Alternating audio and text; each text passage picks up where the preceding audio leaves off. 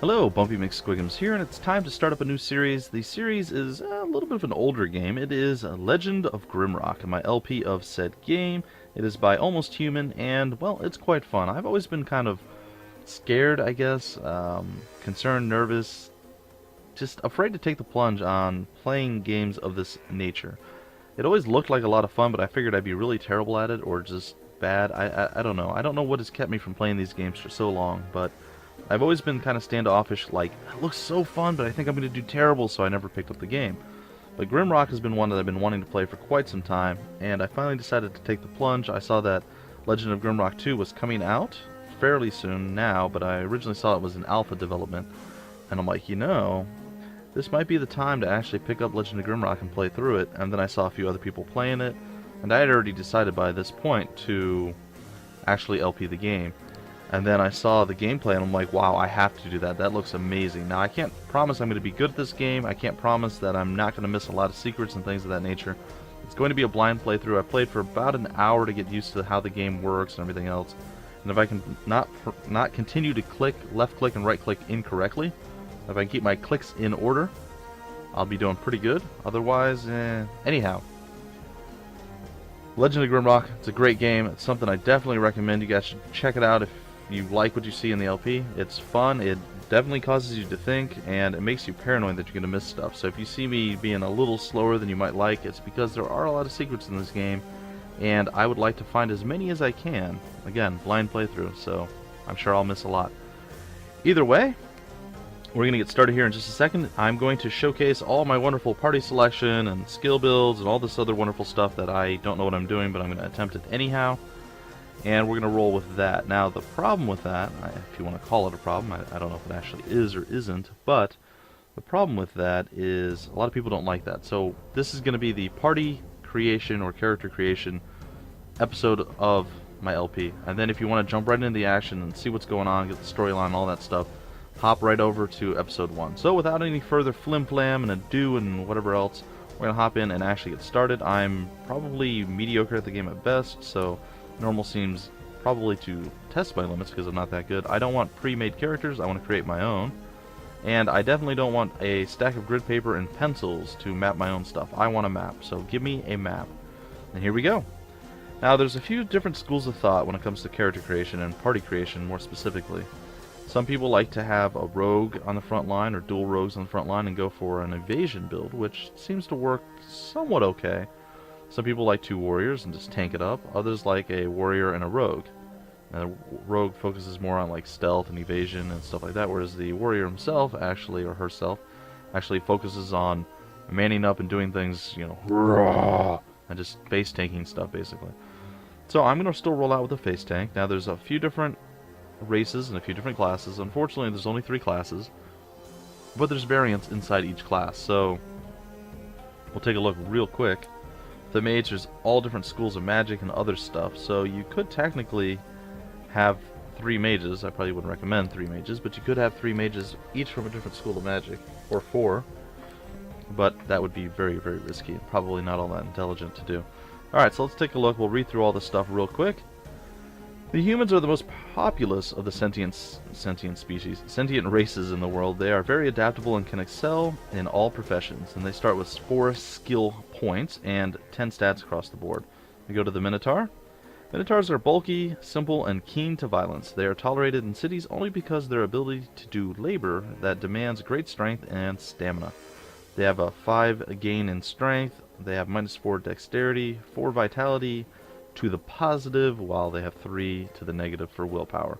So they don't make the best rogues and they don't make the best mages, but they're pretty good at brute force head smashing things. So it is what it is. Then we're going to go with the lizard man. The lizard man is...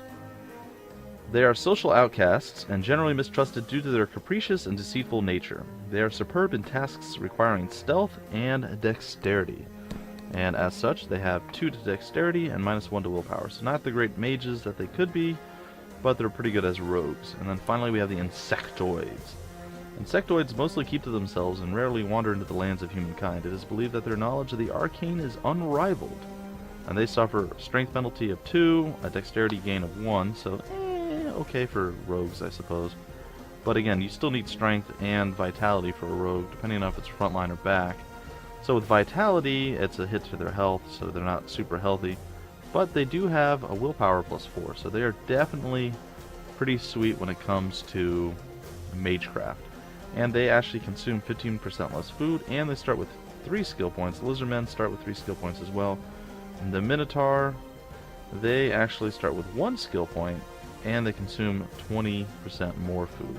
So the insectoids and the minotaur almost balance out. We're going to start our front line strong. We're going to have a minotaur, or a minotaur, depending on how you want to say it. Depending on how you want to say it. So, what can we name our minotaur? What about Bull Mantooth? There we go, I like it. Bull Mantooth is going to be our minotaur. We're going to get his dexterity up to at least a passable level, because I still want him to have some evasion. We're going to go up to 18 on his strength.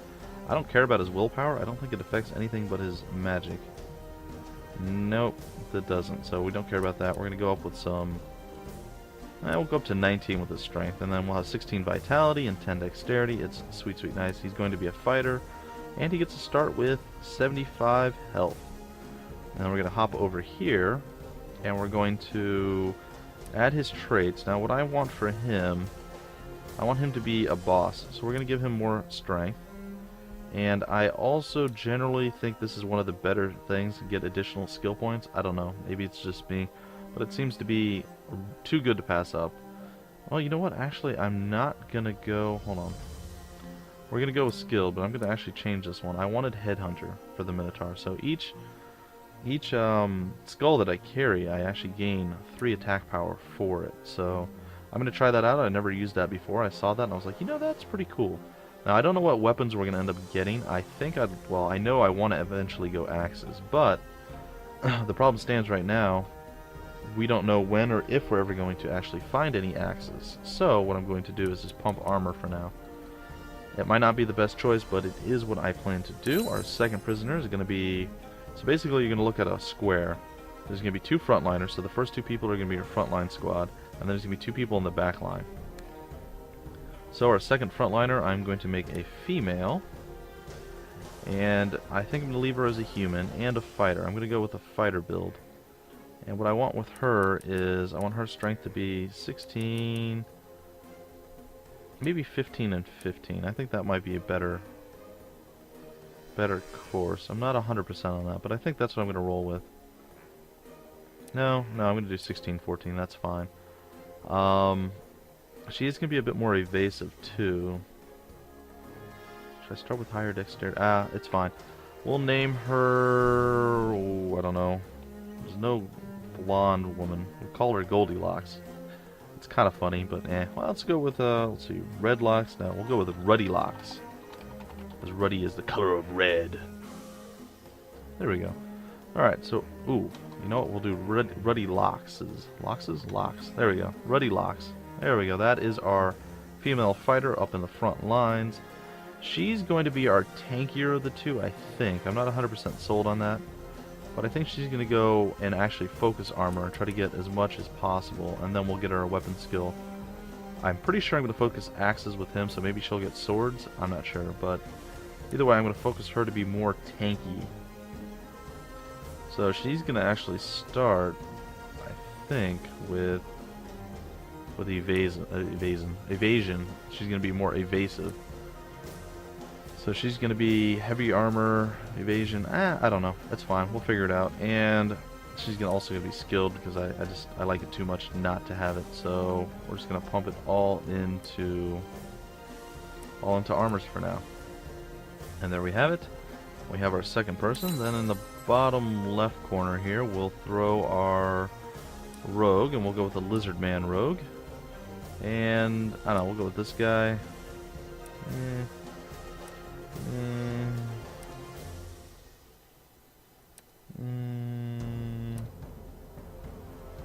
Yeah, we'll go with this guy. We'll call him Slarmy the rogue. I like it. Alright, so dexterity is going to be important. Now, don't neglect strength, because strength is your actual attack power. So you want to have a little bit of strength as well. I don't care about willpower at all. We'll do a little bit to vitality as well. So dexterity is of course going to be one of your more important things, but it's going to only improve your accuracy and your evasion. And I'm not even 100% sure I need to focus dexterity. You'd think that you would. In fact, I might even lower that. And the reason being, I don't think you can miss with your ranged attacks. So you don't need accuracy. It doesn't boost range attacks with dexterity, and you shouldn't be getting hit for the most part. So I might lower that back down to 12. No, I'll go to 14, and then we'll just pump strength a little bit more, so she should be able to still hit harder. I'm not 100% certain, though. Keep this in mind. I'm not 100% certain that my ranged weapons actually increase with strength. So I don't know. It's hit or miss. I'm gonna assume it's a hit, because it looks like attack power is directly related to strength. That being said, we're gonna focus on missile weapons, being a backliner, and I'm going to go with attack power, and of course skilled once again. Though, yeah, skilled once again. Alright. So we're going to go with missile weapons all the way. There we go. So Slarmy is built, and our final one is going to be a mage, but it's going to be an insectoid mage. We're going to go with the green guy, because green is awesome. Let's see, a name. Well, maybe that's a female. That's a female. Alright, so we're going to go with her. I don't know. I don't really know how to look up the skirt of an insectoid, and if I did, I don't know that I would actually be able to tell whether it was male or female. But if we were going to go with some sort of giant bug creature, and it was going to be a female, we can call her... Ooh, Natalie. Natalie? No? It's fine, we're going to roll with it anyway. Natalie. Natalie, the insectoid, weird, creepy thing. And we're going to go basically with vitality and willpower. That's going to be our two that we're going to focus most on. Because vitality will give us more hits that we can actually sink in case we do get hit. And willpower lets us cast more spells. It directly affects our energy, which is a sweet, sweet thing. We're going to be a mage. We're going to make sure we made you a rogue, fighter, and a fighter. I'm making sure I did all that. Alright. So, that works out. We're going to go with... I don't need the natural armor.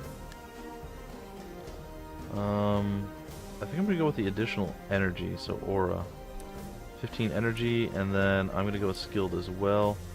Now, I'm not sure what to get. If you don't get one of the schools of mastery, you don't end up getting any schools of mastery at all, or you don't get any spells at all that are actually useful. I know early on, because I played it, like I said, roughly for an hour, you get a fire spell. So you can actually start doing stuff fairly early, and then shortly after that I think you start picking up ice magic, and you also get earth magic. So you get some poisons and fire early on. Ice, I don't know if I've seen air magic at all. So I'm not sure, ladies and gentlemen. I'm generally an ice mage myself, so maybe I'll just roll out with that. But only putting 2 points into fire magic might not kill us in the end. So I think I'm going to start with the first level of fire magic. And then I'm going to actually work on ice magic once I get it. So until then, I'm going to pump everything else into spellcraft until I get it up to level 5, I guess, and then I'll switch over. So there we have it. We have Bull Mantooth, we have Ruddy Locks, Slarmy, and Natalie as our squad of, I guess we're prisoners. And in the next episode, ladies and gentlemen, I will start the game officially with episode 1, and you'll see all the wonderful storyline and actual gameplay. Until then, if you guys did enjoy this, please feel free to like, comment, subscribe, share it, and do so on episode 1 as well. Get me up there, guys. Let the world know I'm doing what I'm doing. And until then, I guess that's going to do it for me for right now. My name's Bumpy McSquigums, and I will see you later.